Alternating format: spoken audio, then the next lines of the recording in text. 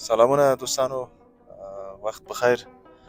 زمونږ چینل ته ښه راغلاست. فواد نادري ستاسو خدمت کې ده. په دې هیله چې تاسو ټول جوړ اوسئ. دوستانو، سهار وختي ده. موږ هم نن تصمیم لرو چې له خیره لاړ شو بامیان ته. انشاءالله تاسو ته د لارې نه د بامیان نه تصویرونه لرو. زمونږ سره اوسئ، زمونږ چینل در سره سبسکرایب کړئ او په دې هیله چې نور خبرونه هم زمونږ وګورئ. انشاءالله زه تاسو ته تصویرونه د لارې او خپل بامیانو نه تاسو ته لرم. زمونږ سره اوسئ او موږ خبرونه حتما وګورئ. د کابل څخه تر میدان وردګ پورې فاصله شاوخوا 40 تر 50 کیلومتره ده چې له موټر سره په عادي شرایطو کې نږدې 1 ساعت وخت نیسي.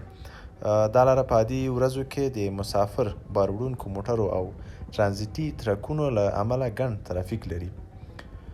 دا لاره کابل د میدان وردګ، غزني او کندهار سره نښلوي چې دا د افغانستان د مرکزي او جنوبي سیمو ترمنځ یو مهم تجارتي او ترانسپورتي مسیر دی. د دې لارې پر مټ ډیری سوداګریز توکي د کابل او نور ولایتونو ترمنځ انتقالیږي.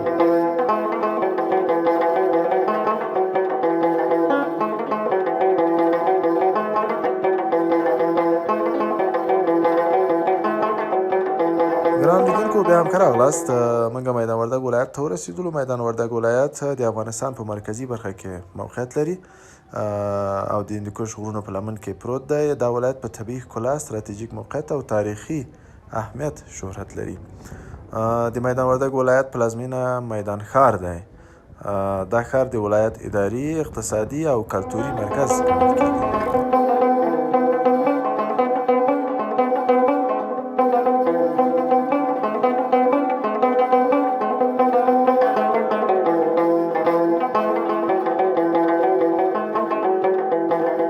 ګران لیدونکو، موږ هم سید آباد ولسوالۍ ته راورسېدلو. د موقعیت کې موږ خپله دمه جوړه کړه او یو څه اوبه مو واخیستلې.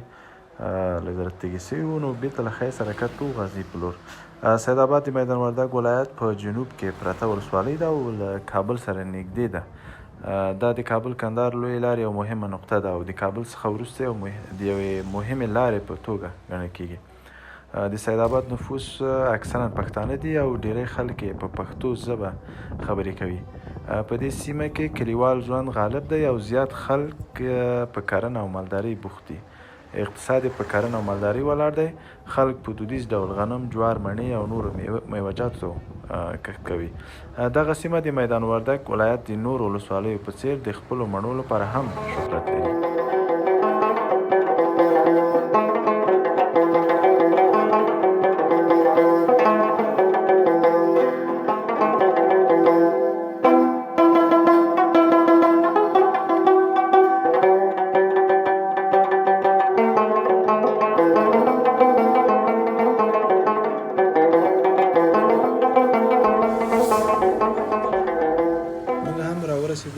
د غزني ولایت ته له خیره سره. غزني ولایت د افغانستان په مرکزي برخه کې موقعیت لري او د تاریخي او فرهنګي شتمنیو له امله شهرت لري. دا ولایت د افغانستان د مهمو ولایتونو له جملې څخه دی او د اوږده تاریخ، جغرافیایي موقعیت او د سوداګرۍ او کلتور په برخه کې ځانګړی اهمیت لري.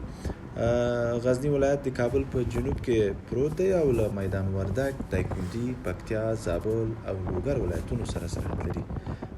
دا ولایت د کابل کندهار لویې لارې ته نږدې دی او غزني ولایت په تاریخ کې د ګڼو امپراتوریو لپاره ستراتیژیک اهمیت درلود. په ځانګړې توګه د غزنوي امپراتورۍ پر وخت دغه ولایت د 11مې پیړۍ په وخت کې د غزنوي امپراتورۍ مرکز و چې د اسلامي تمدن او علمي ودې لپاره مهم و. د غزني ولایت اقتصاد په کرنې، مالدارۍ او سوداګرۍ ولاړ دی. خلک د غنمو، جوارو، میوو او د نورو کرنیزو محصولاتو کښت کوي. همدارنګه د غزني د تاریخي ښار له امله د سیاحت په برخه کې هم ځینې امکانات شته. د غزني ولایت خلک عمدتاً په پښتو او دري ژبو خبرې کوي. پښتانه او هزاره قومونه په دې سیمه کې اوسېږي. د غزني کلتور د قومونو ترمنځ مختلف دی. د تاریخ له مخې غزني د ادب، شعر او علم له پلوه هم غني دی. ځینې مشهور افغان شاعران او ادیبان له دې سیمې راوتلي دي. غزني ولایت د افغانستان د مهم ولایتونو له جملې څخه دی چې د تاریخي او کلتوري میراثونو، طبیعي ښکلا او اقتصادي شتمنیو له امله ځانګړی ځای لري.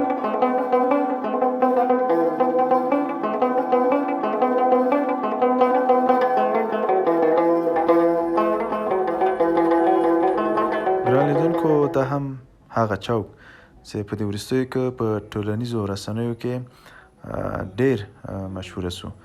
یو موټرسایکل ده د ګلدان په سر او د هم په غزني ولایت کې همدلته جوړ شوی ده.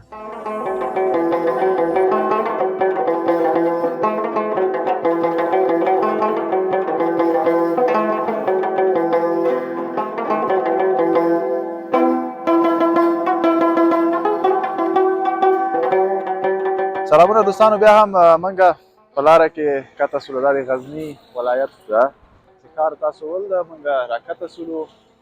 نو دلته کته سو موږ لیدم هم جوړه کړو.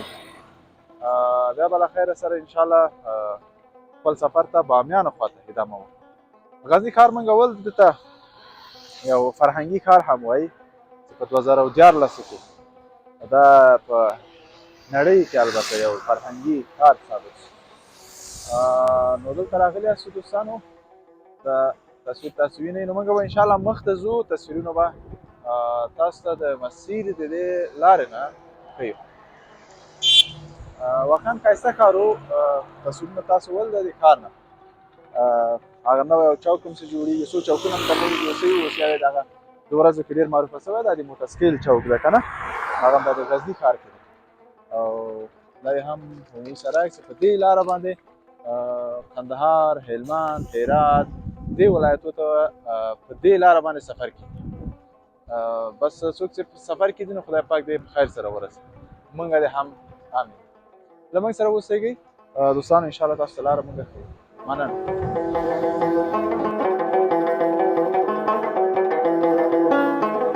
موږ هم بېرته راوګرځېدلو میدان وردګ ولایت خوا. موږ غوښتل چې د غزني له لارې لاړ شو بامیان ته، خو هغه لاره موږ ته د هغه اوسېدونکو مشوره راکړله چې هغه لاره خرابه ده، موټر به مشکلات سره مواجه شي. نو موږ بېرته راوګرځېدلو د جلریز ولسوالۍ چې میدان وردګ ولایت مربوط ده، د هغې لارې د ریښې نه موږ به ځو له خیر سره بامیانو ته. خو زه خیر یو لیدنه د غزني ولایت د لارې وسوله، نو بېرته به ګرځو له خیر سره میدان وردګ ولایت ته. میدان وردګ ولایت نه بیا به ځو له خیر سره بامیانو خواته. دا جای چې وینئ دا موقعیت دا پوهنتون ده، دا د میدان وردګ پوهنتون ده. نو ډېره غټه ساحه ده او کوم دوستان چې اوس موږ ویډیو وینو او د دې نه فارغ سوي یا د هغوی دوستان دلته درسونه وایي، نو د میدان وردګ ولایت پوهنتون هم همدا ده. سړک خو تاسو ول دوستان ډېر معیاري جوړ شوی ده او په دې سړک ترڅنګ ډېر ښایسته جوماتونه جوړ شوي دي او په دې هیله چې د دې ترڅنګ بل سړک هم جوړ شي، ولې بیروبار زیات دی. یو سړک باندې همیشه دې سړک باندې حادثې کېږي.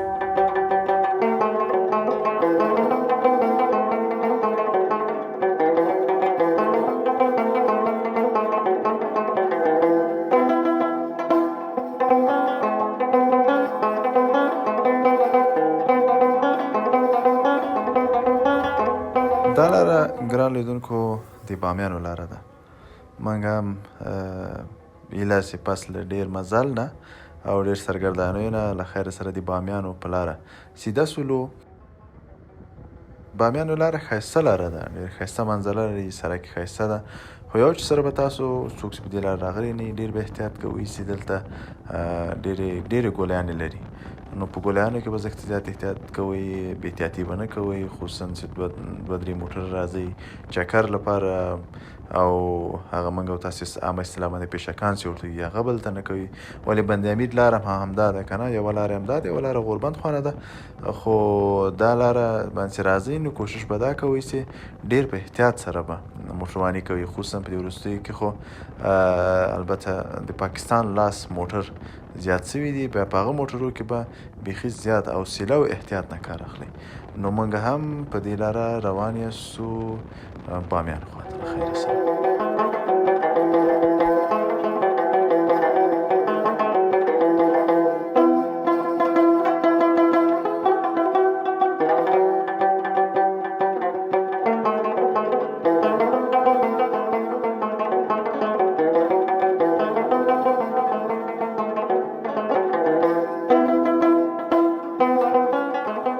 ګران دوستانو دا موقعیت چې وینئ دا حاجیګک کوتل په نوم یادیږي.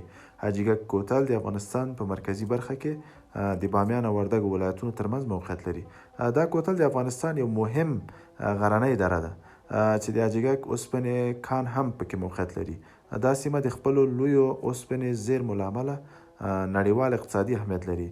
د حاجیګک د اوسپنې کانونو د 1.8 میلیارډو ټنو په اندازه د اوسپنې زیرمې لري چې دا د افغانستان د لوی کانونو څخه شمیرل کیږي. حاجیګک کوتل په جغرافیایي لحاظ د هندوکش په غرنیو لړو کې پروت دی او د کابل لویدیځه 130 کیلومتره فاصله لري. دغه سیمه د خپل ستراتیژیک موقعیت او د طبیعي زیرمو له امله د افغانستان په اقتصاد کې ډیر مهم رول لوبوي. د حاجیګک اوسپنې کانونو د بهرنیو کمپنیو پام ځان ته راړولی، خو د استخراج پروسه یې لا هم د بېلابېلو سیاسي او اقتصادي ستونزو له امله په ټپه ولاړ ده. موږ هم د بامیان په لار کې یاستو، دې ته سر کالو وایي. نو لاره هم ښه ډېره ښایسته لاره وه، منظره مو وکړله، ناوخته شوې ده. انشاءالله به استه استه په دې لاره به روان یاستو بامیان ته به ورسېږو. له موږ سره اوسېږئ. ستړي یاستو، ډېر ستړي یاستو. بس دا منظره به ستاسو ته ښکاره کړمه. دې ته سر کالو وایي. دلته زموږ هزاره وروڼه زیاتره اوسېږي. سلام برادر، جور هستی؟ علیکم سلام، خوب هستی؟ جان جور است؟ شکر بخیر باشی. نام چی است؟ نام ما جواد است. جواد جان، اینجا دکان داری دیگه نه؟ دکان دارم. خوراک فروشی. اینجا به نام چی میکنه؟ به نام کالو. سر کالو میگه. منطقه سر کالو. ولسوالی شیبر. ولسوالی شیبر دیگه. بس ولسوالی شیبر است. اینجا دیگه بعد از هوام سرد میشم یا سرد میشه، حالم سرد شده. چطور است کاراش چطور است؟ کارا خوب است، جور است دیگه، کار اوتت نیست دیگه. روز تیر میشه. روز چند میشه اینجا؟ روز یک 300 امترا مزدوری میکنیم، زیاد نمیکنیم. خانه میجاز دیگه؟ خانه نیست، خانه کابل است. اینجا آمدیم. کجای کابل؟ رگروشن میشنیم. اینجا با چه وقتی میری؟ یک هفته بعد، در روز پاس همینطور میریم خانه خلاص میشه. یا 15 روز پاس میریم. 15 روز. اینجا اتاق داریم شما. اینجا کدام معدن هم هست بگه؟ اینجا به نام معدن حاجیگک میگم اینجا. این چی داره این معدن؟ به نام آیین مگا آیین. آیین داره؟ آیین داره. این بالا که معلوم میشه نه؟ آیین مگا و می دوره سالای حکومت کرزی اینجا چی آمده بود؟ انجینر آمده بود بررسی کرد، موږ 90% آیین داره اینجا. از اون مو اتاقای سفید جور شده، مو دوره سالای کرزی جور شده. همین اتاقا راستی ما درا دیدیم. خاطر چی هستی اتاقا؟ اون ما خاطر این معدن است. ما میاد چرت زدیم که توی خاطر نگهداری حال کسی هست؟ نه حال هیچ کسی نیست. هیچ کسی نیست. اموخت جور شد یک نفر نبود، نشش کس نبود. چطور خوش هستی یا نه؟ خوش هستیم. چرا خوش نیستی؟ برو جور آرام باشه. خدا جان جوری بیت جور آرام. آرام امنیت بشه، عزت بشه. چطور هستی؟ دست بده. سلام علیکم. جور هستی؟ خوب هستی؟ بخیر هستی؟ چی از نامت؟ علی. خانه میجاز؟ در کدام موقعیت هستی؟ در موقعیت خانه. اینجا خانه زیاد است؟ خانه چند خانه هست؟ شاید باشه نفوسش 200 خانه. 100 خانه خیلی زیاد است. آره. تو با شما میجاز دیگه؟ آره. هوام سرد است نه؟ چی کار میکنی؟ مصرف دقیقی است. چی کاری امسال چی کاری دی؟ امسال کچالو، گندم. باز زمستان چی میکنی؟ چی مصرفیت؟ زمستان بیکار دیگه. یار دیگه میفروشن به خرج میکنن. بهار کار میکنی، زمستان. درس تو خوندی؟ درس تکسین 8 خوندم. حالا دیگه نخوندی؟ دیگه نه. چرا؟ دیگه مکتب اینجا نیست نزدیک؟ مکتب نزدیک است. روزگار نساخت میخوام. برو جور آرام باشی. سلامت باشی. خیر باشی. دوستان دغه منطقه د سرکالوسی ورته وایي، دجې کې د دوی کلی ده، نو تقریبا وایي 200 کورونه دلته اوسېږي. ښایسته منظره ده، ښایسته ځای ده او دې وخت کې چې موږ ورته ګورو هوا هم ډېره یخه ده. تاسو که ځیر سئ هلته وایي د پروزګنۍ واوره هم دغه غرونو کې پاتې ده.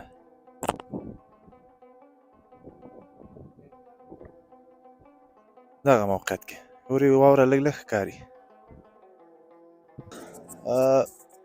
دوستانو دلته دې موقعیت چې موږ راغلو، دلته ډېره ښایسته مسجد جوړ شوی ده. نو زموږ ورور ولاړ ده. چطور هستی برادر؟ جان تجاره بخیر هستی؟ نامت چی است؟ غلام علی. غلام علی. از این منطقه هستی؟ هم از اینجا هستم. خب این مسجد کی جور کرده؟ خود مدرسه است دیگه نه؟ مدرسه علمیه مهدی. مدرسه است ایشی مچی. خب این از طرف کی ساخته شدن؟ ایشی مردمی است ایشی.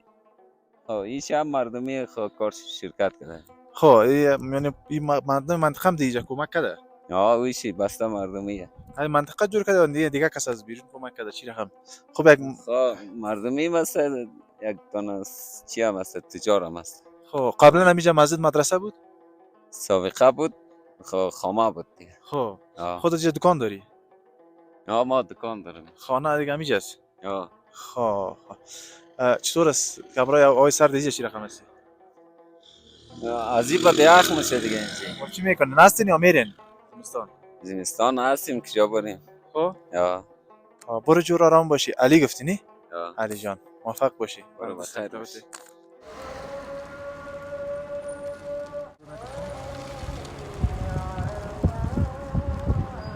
موږ هم د ماښام اذانو سره راورسېدلو له خیر سره بامیانو ته. نړۍ مننه چې تر دې دمه له موږ سره وئ. افغان زون چینل درسره سبسکرایب کړئ، لایک کمنټ هم له یاده ونه وځي، زنګ حتما درسره وئ او زمونږ د بله خپرونه چې باندې امین تاسو ته زه لرم هغه هم له یاده مه باسئ. تر بیا الله پامان.